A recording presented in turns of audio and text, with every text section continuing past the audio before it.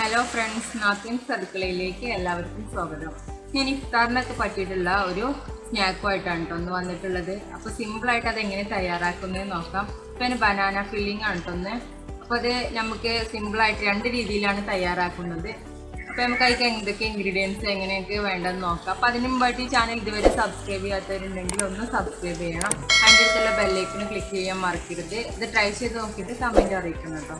അപ്പോൾ നമുക്ക് ഫില്ലിങ്ങിലേക്ക് പോകാം. നമുക്ക് എന്തൊക്കെ ഇൻഗ്രീഡിയൻസ് വേണ്ടതെന്ന് നോക്കാം. ഞാൻ അരമുറി തേങ്ങ എടുത്തിട്ടുണ്ട്. അതുപോലെ തന്നെ ഒരു ചെറിയൊരു പഴമാണ് കേട്ടോ. ഇത് നേന്ത്രപ്പഴമാണ്. ചെറിയൊരു പഴം എടുത്തിട്ട് ഇതുപോലെ ചെറുതാക്കി കട്ട് ചെയ്ത് വെച്ചതാണ്. അതുപോലെ തന്നെ ഒരു 2 സ്പൂണ് പഞ്ചസാര, പിന്നെ ഏലക്ക, ചെറിയ ജീരകം ഒന്ന് ക്രഷ് ചെയ്തെടുത്തതാണ്.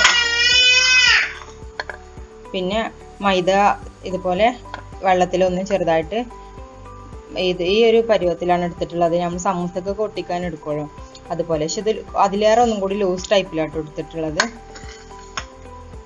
പിന്നെ ഞാനിത് ബ്രെഡിൻ്റെ സൈഡൊക്കെ പൊടിച്ചെടുത്തതുണ്ടായിരുന്നു. ബ്രെഡ് ക്രംസ് ആണ്. പിന്നെ പത്തിരി മാവാണിത്. അപ്പോൾ ഇതുപോലെ ചെറിയ ബോൾസ് ആണ് ആക്കിയിട്ടുള്ളത്. പത്തിരിൻ്റെ അത്രയും വലിപ്പം വേണ്ട, അതിലേറെ ഒന്നുകൂടി ചെറിയതായിട്ടാണ്. അപ്പോൾ നമുക്കിത് എങ്ങനെ തയ്യാറാക്കുന്നതെന്ന് നോക്കാം. ആദ്യം നമുക്ക് ഈ തേങ്ങ, അതുപോലെ തന്നെ നേന്ത്രപ്പഴം ചെറിയ കഷ്ണങ്ങളാക്കി വെച്ചത്,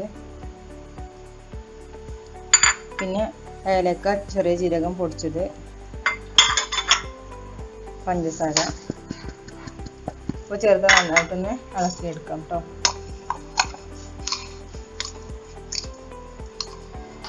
മധുരം വേണ്ടെന്നില്ലാത്തവർ ചേർക്കണ്ട. അത്യാവശ്യം പഴത്തിൻ്റെ മധുരവും തേങ്ങയും കൂടുമ്പോൾ ഉണ്ടാവും. അങ്ങനെ കുട്ടികളൊക്കെ ഉള്ളതുകൊണ്ട് കുറച്ച് മധുരം ചേർത്തതാണ്. ഇപ്പം നമ്മളെ ഫില്ലിങ്ങിൽ റെഡി ആയിട്ടുണ്ട്. നമുക്ക് നമ്മളെ പത്തിരി ബോൾസൊക്കെ ഒന്ന് പരത്തിയെടുക്കാം. ഇപ്പം ഞാൻ അല്പം ഉണ്ടാക്കി കൊടുക്കുന്നുണ്ട്. ബോൾ വെച്ചിട്ട് ജസ്റ്റ് ഒന്ന് പ്രസ് ചെയ്തെടുത്താൽ മതി. ഇതാ ഈ ഒരു തിക്കിൽ മതി. നമുക്കിതിൽ മസാല ചെയ്ത് കൊടുക്കാം.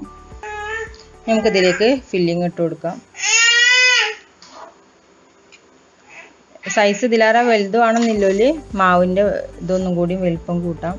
നമുക്കിതൊന്ന് അങ്ങനെ റോൾ ചെയ്യാം.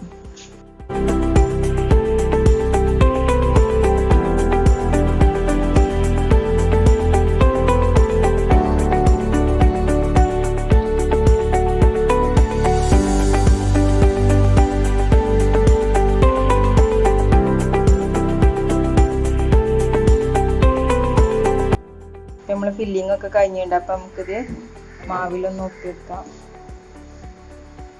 അതുപോലെ ബ്രെഡ് ക്രംസിലും ഒന്ന് ഒപ്പിയെടുക്കാം. അപ്പോൾ ഫില്ലിംഗ് ഒക്കെ കഴിഞ്ഞിട്ടുണ്ട്. കുറച്ച് ഞാൻ ബ്രെഡ് ക്രംസിലും ഇതിലും ഒപ്പാതെ വെച്ചിട്ടുണ്ട്, കുറച്ച് ഇതുപോലെ ഒപ്പി വെച്ചിട്ടുണ്ട്. അപ്പം നമുക്കിതൊക്കെ ഒന്ന് എണ്ണ വെച്ചിട്ട് പൊരിച്ചെടുക്കാം.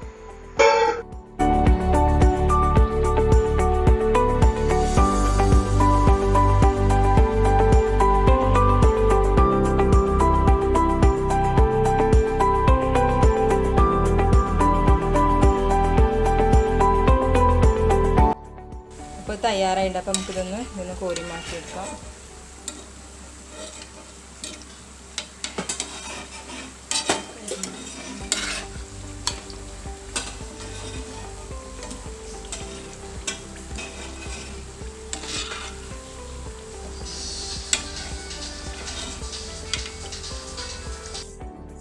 അപ്പം നമ്മൾ തയ്യാറായിട്ടുണ്ട്. അപ്പം നമുക്കിനി റസ്ക് പൊടിയിൽ ബ്രെഡ് ക്രംസിൽ ഒപ്പി വെച്ചിട്ടുള്ള അതൊന്ന് പൊരിച്ചെടുക്കാം.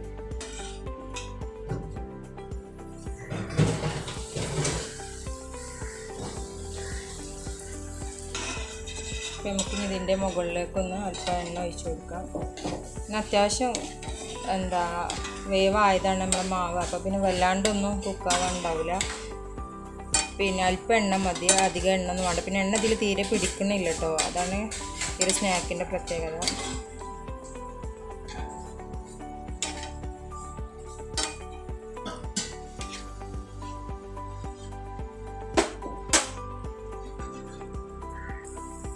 ഇനി നമുക്കിതൊക്കെ ഒന്ന് തിരിച്ചിട്ട് കൊടുക്കാം കേട്ടോ. ഒരു വശമായിട്ടുണ്ട്.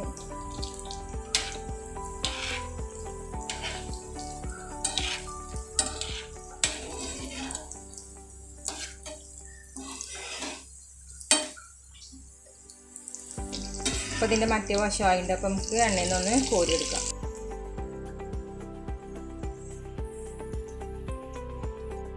അപ്പോൾ നമ്മൾ പ്ലേറ്റിംഗ് ഒക്കെ കഴിഞ്ഞ് ഡിഷ് തയ്യാറായിട്ടുണ്ട്. അപ്പോൾ എല്ലാവരും ഒന്ന് ട്രൈ ചെയ്ത് നോക്കണം കേട്ടോ. സിമ്പിളാണ്. അപ്പോൾ രണ്ടും നല്ല ടേസ്റ്റാണ്. റസ്ക് നല്ല മൊരിഞ്ഞ രൂപത്തിൽ ഇഷ്ടമല്ലാണെങ്കിൽ നമുക്ക് എന്താ പറയുക ബ്രെഡ് ക്രംസിൽ ഒപ്പിയിട്ട് ഇങ്ങനെ പൊരിക്കുക. അല്ലാത്തവർക്കാണെങ്കിൽ ഇങ്ങനെ ചെയ്യാം. ഇനി ഇത് തന്നെ വേറെ ടൈപ്പ് ചെയ്യാം. നമുക്ക് ഇത് ബ്രെഡ് എന്താ പറയുക നമ്മളെ ഷുഗർ സിറപ്പ് ഉണ്ടാക്കിയിട്ട് ഇതിൻ്റെ മുകളിൽ ഈ വൈറ്റിൻ്റെ മുകളിൽ സ്പ്രെഡ് ചെയ്തിട്ട് കഴിച്ചാൽ നല്ല ടേസ്റ്റാണ്. അതുപോലെ തന്നെ മാംഗോൻ്റെ ജാമോ നമ്മളോട് ഏത് ജാമാണല്ലോ അതിലൊപ്പി കഴിച്ചാൽ വേറെ ടേസ്റ്റാണ്. ഇത് സിമ്പിളാണ് ഉണ്ടാക്കുക. ഒന്നും വേണ്ടത് ഇങ്ങനെ തന്നെ കഴിക്കാൻ നല്ല ടേസ്റ്റാണ്. കുട്ടികൾക്കും തന്നെ എരിയൊന്നും ഇല്ലാത്തതുകൊണ്ട് കഴിക്കാൻ ഭയങ്കര ഇഷ്ടമാവും. അപ്പോൾ നമുക്ക് വേറെ ഡിഷുമായിട്ട് അടുത്ത വീഡിയോയിൽ വരാം.